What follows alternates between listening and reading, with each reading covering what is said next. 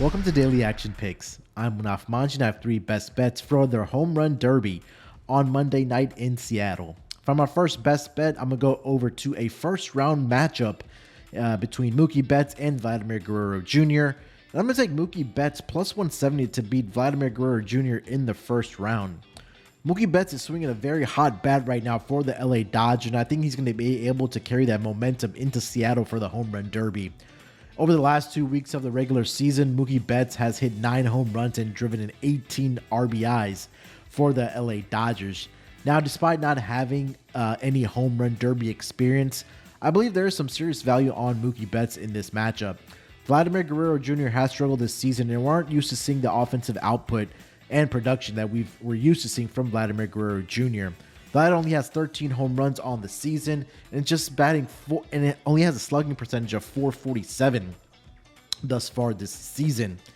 I believe Mookie Betts will have success in this matchup, and I think he may have a big night in Seattle in this home run derby. So I think there's some serious value here. I'm going to take Mookie Betts, who has the hot bat right now, plus 170 to beat Vladimir Guerrero Jr. in the first round. For my second best bet, I'm going to take total home runs to go over 276.5. This number seems a bit low to me despite it being in Seattle. We haven't seen less than 290 total home runs hit in this event since the 2018 Derby. With the powered bats that are participating in this derby, and there's a lot of guys that are repeating or have been in this event multiple times. Guys like Pete Alonso, Julio Rodriguez, Vladimir Guerrero Jr., and there are some power bats, some new faces that are going to be in this derby, and I think that's going to help contribute to this home run total. So for my second best bet, I'm going to go over 276.5 home runs hit for the entire home run derby. For my last best bet, I'm going to pick the winner of this derby. I'm going with the hometown kid. Give me Julio Rodriguez to get this job done to win this home run derby.